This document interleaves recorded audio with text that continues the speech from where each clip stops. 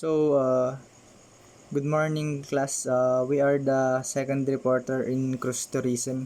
So, our topic for today is vessel classification and cruise brands. So, first, vessel classification in merchant ships. Merchant ships are classified by the type of cargo that they carry. General cargo, oil, chemicals, gas, etc. Their GT and the voyages they undertake, which can be short international and long international.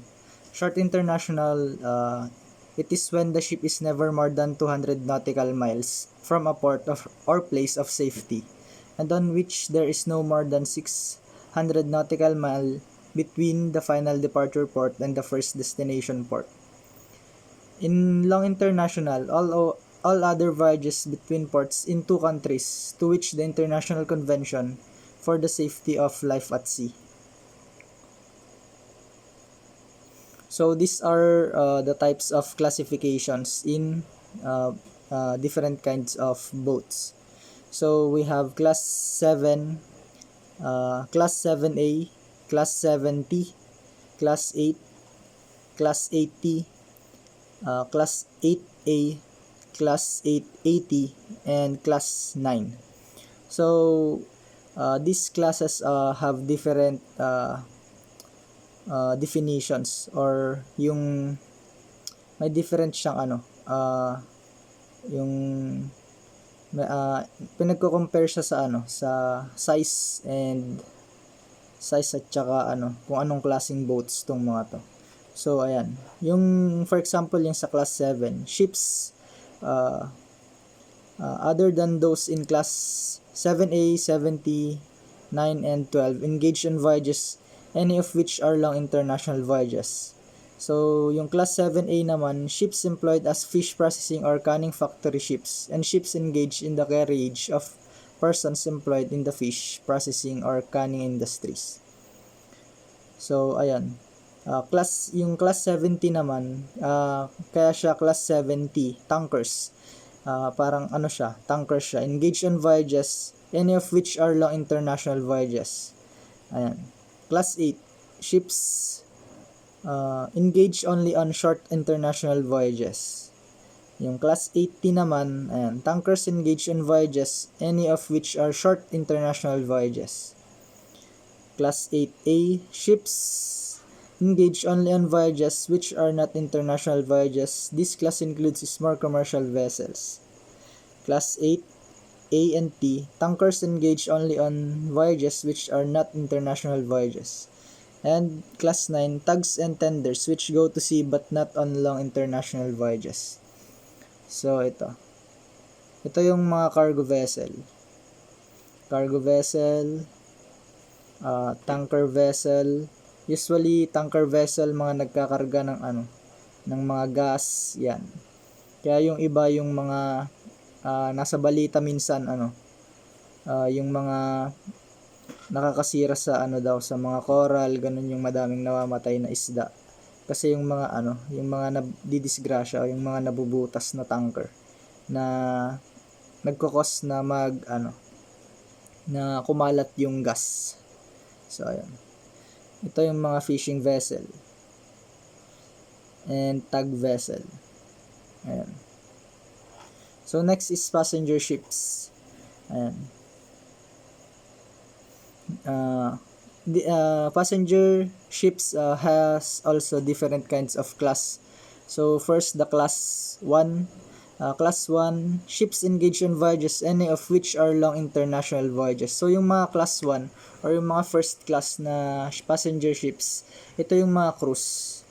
Kadalasan ito yung mga cruise, yung mga Quantum of the Sea, yung mga yun. Ito yung mga natackle natin nung last reporter. So ayan. So class 2, ships engage only on voyages, any of which are short international voyages. Class 2A, ships engage in voyages of any kind other than international voyages which are not ships of classes 3 to 6A. Ayan. So meron ding class 3, class 4, and class 4A.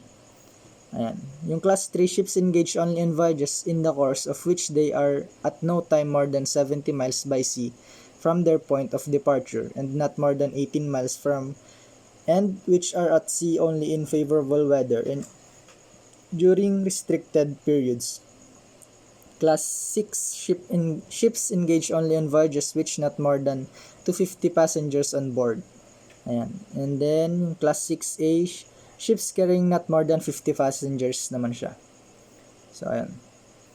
So, ito yung yung sinasabi ko kanina. Cruise ships, yung Quantum of the Sea. So, yan. Yan yung example ng passenger ship. Next, small commercial vessel. The operation of small commercial vessels is covered by the Small Commercial Vessel Codes of Practice.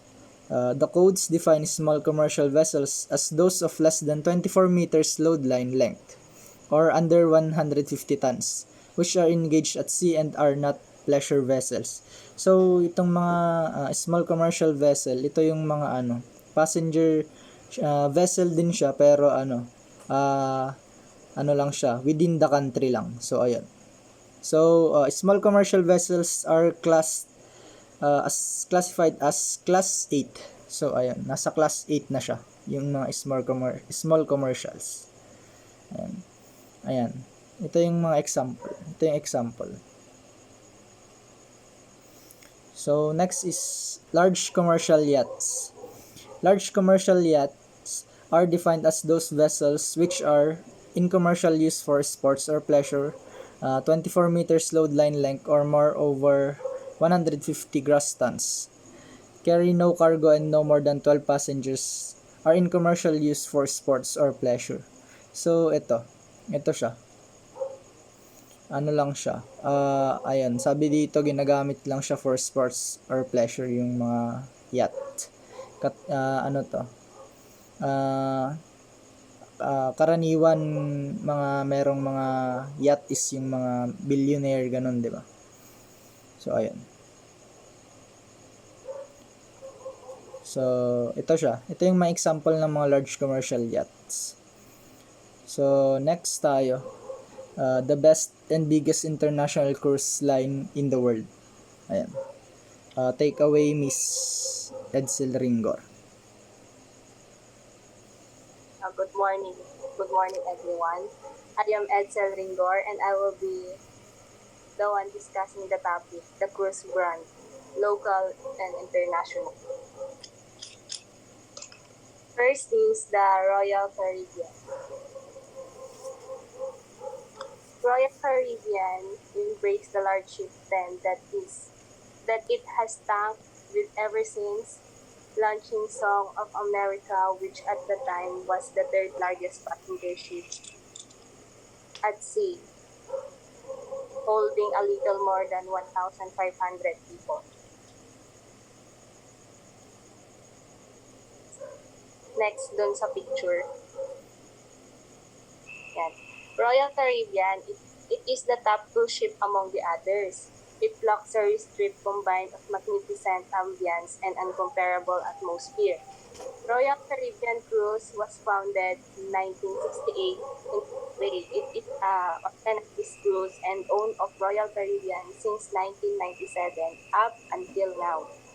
And it can carry 2,100 to 6,000 passenger capacity. And marami silang ino-offer dito, such as Spa, Fitness Center, Boardwalk, Royal Promenade, at iba pang mga entertainment place. And nag-offer din pala sila ng head-to-head sa kanilang glow-in-the-dark laser tag adventure. And alam nyo ba na meron din silang Ultimate Abyss na mataas na slide sa kanilang pool. And yung taas ng pool nila yung taas ng slide ng pool nila is 10 floors. Talagang mag-e-enjoy ka sa mga out-of-the-world amenities. And sana one day makapag-work din tayo dito or makasakay. Next is Norwegian Cruise Line. Norwegian Cruise Line is known for its fun, laid-back ambience, and inventive freestyle cruising concept which features to enforce dress codes, no fixed dining times, and a plethora of onboard entertainment and family friends activities. The picture.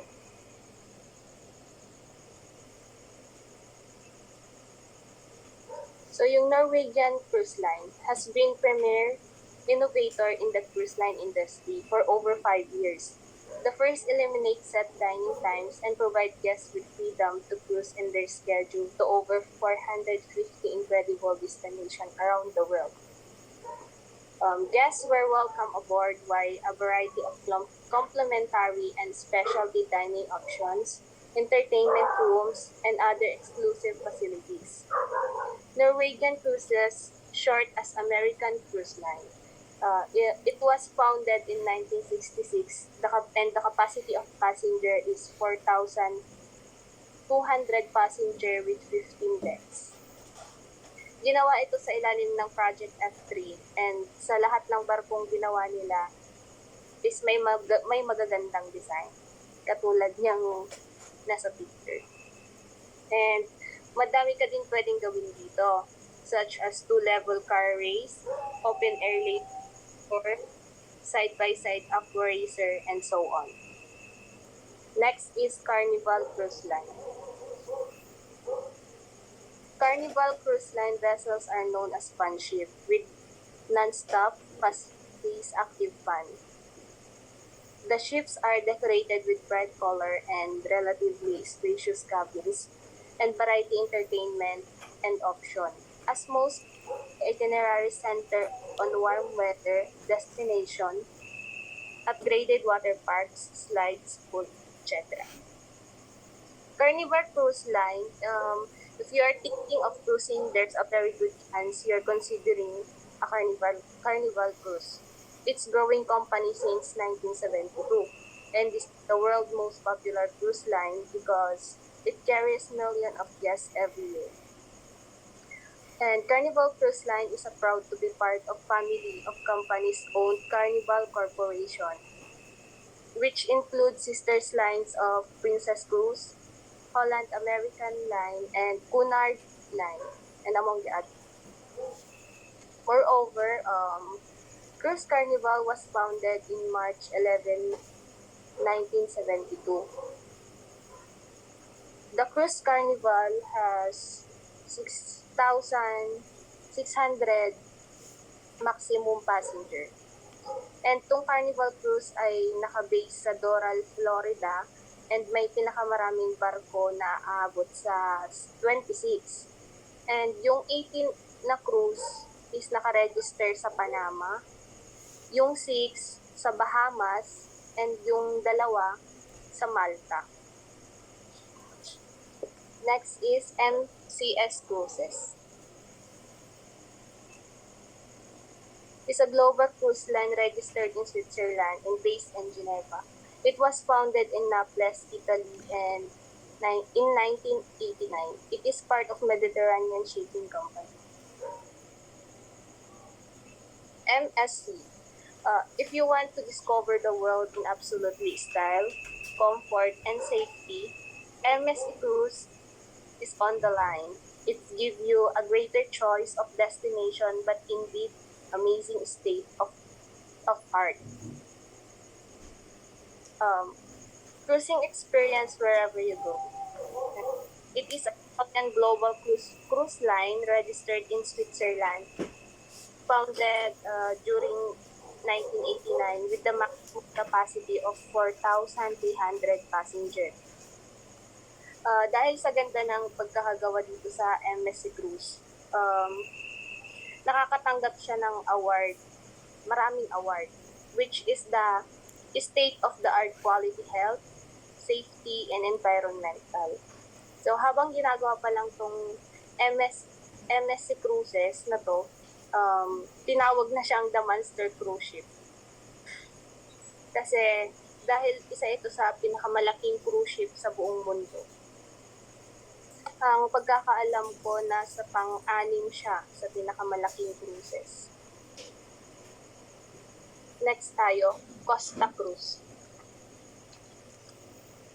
Costa Cruises, known as the line that cruises Italian style.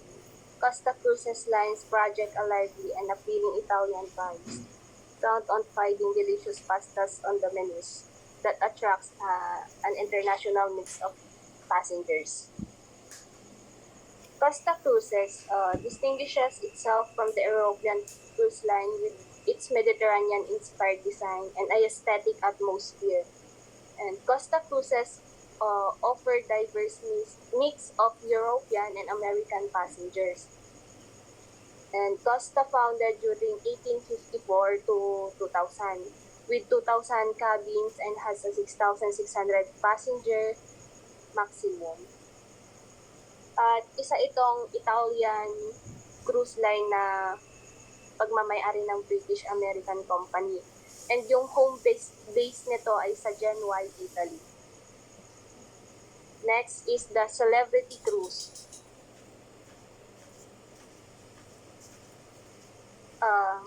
Celebrity Cruise is a cruise headquartered in Miami, Florida, and a wholly owned subsidiary of Royal Caribbean Group. So yung Celebrity Cruise, it is a modern design ship meant to have a less hull strength, speed, and agility compared to the ocean liners. It's also a breathtaking destination because you will see the beauty of sea, luxury rooms, and entertainment activities to fill up your needs and desire while traveling. And they offer skilled chefs to cook palatable and special food that can satisfy the passenger. And Celebrity Cruise provide personalized service, providing customers experience that one tailored to consumer individual needs and preference. Next is the Cunard Line. Cunard Line, the line was founded in 1840 by Samuel Cunard, a businessman from Halifax, Nova Scotia. He applied to receive a contract from the British government to carry the Royal Mail from Britain to North America on a fleet of steamship that would maintain a weekly service. And Cunard Line has three ships, which are the Queen Mary, Queen Victoria, and Queen Elizabeth. Cunard cruise ship founded by Samuel Cunard and established back in 1840 as a British and North American Royal Mail Steam Packet Company. And Cunard Line is one of the entertainment cruises that offer elegant and satisfying experience, the beauty of sea. Next is P&O Australia. P&O Australia, a name synonymous with cruising. P&O Australia boasts architect design and superliners and an excellent array on-board facilities visiting Australia, New Zealand, and South Pacific and Asia.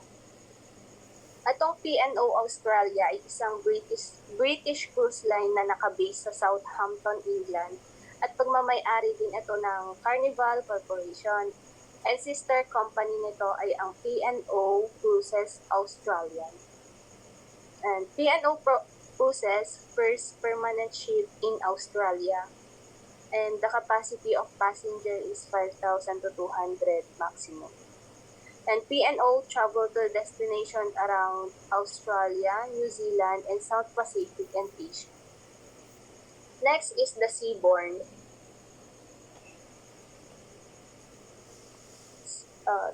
Seabourn sailing on a Seabourn ship is like sailing on your own private yacht. These are intimate ships with less than 3,000 suites on board. Guests share large open decks, inviting venues, and the personal attention of extraordinary crew. Yung Seabourn is a part of Carnival Corporation family of companies.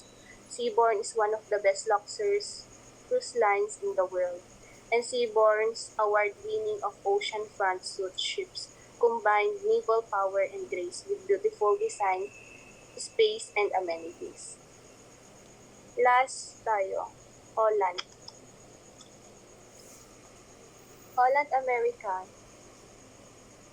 America commenced its first transatlantic voyage in October 1872 during its initial quarter-century and carried over 400,000 people from Europe to the to Americas.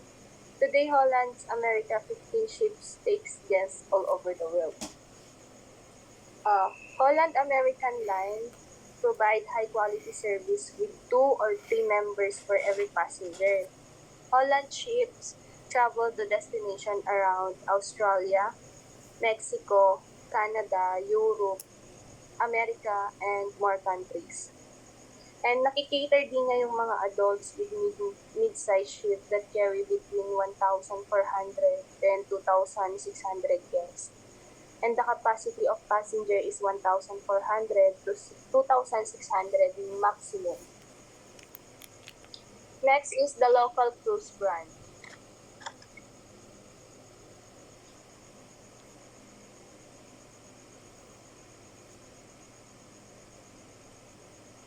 First is the Mopas Cruise Line. Mopas Cruise Line is a Philippine company located in Oriental Ship Management Company Incorporated. The Cray Building Vitalize Compound Sukat, Paranaque, Philippines. Uh, in Mopas is located Oriental Ship Management Company Incorporated, Vitalize Compound Sukat, Paranaque City in Manila. Ang presidente ay si Naohiko Yamaguchi. And yung assistant manager niya is si Takako Takahashi. Mopas offers broad lineup of cruise aboard the Nippon Maru. From casual overnight na pag travel sa papuntang Japan and overseas. And overseas cruises with a variety of themes and port of call. And in Mopas, the passenger enjoy relaxation and high quality of food, drinks that harkens back to our century experience that pampering themselves. And Mopas won the award of excellence in the cruise of the year 2017. And this award was sponsored by JOPA.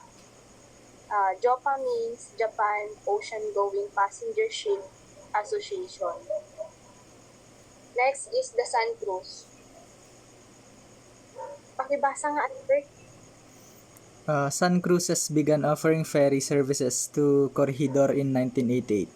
This paved the way for guided tours, hotel bookings, and subsequently overseeing the management of Corregidor Inn, Corregidor Resort, and the Corregidor Hostel. Yun. Sun Cruises located at Esplanade Seaside Terminal, MOA Complex, Pasay City. Sun Cruises Incorporation, a member of Magsaysay Transport and Logistic Group. And Sun Cruises become the fifth business unit under the group umbrella to the certified to ISO 9001 to 2000 quality management system by Society Generative Surveillance. Yung ISO, ito yung pinakamataas na award. And Sun Cruises regularly playing the Corregidor Manila route for foreign and local tourists.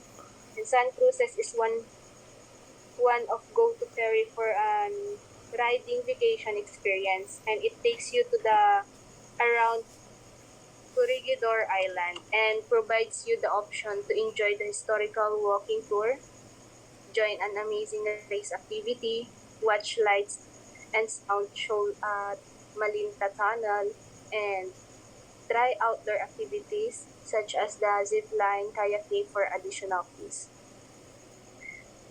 Number 3, Manila Bay. Manila Bay Cruise. Manila Bay Cruise experienced waterfront dining on a yacht with an enchanting live performance from talented local bands. So tong Manila Bay Cruise is part of Sun Cruise that you can experience waterfront dining on a yacht with an enchanting live performance from talented local bands. Last is the Maritime Corporation.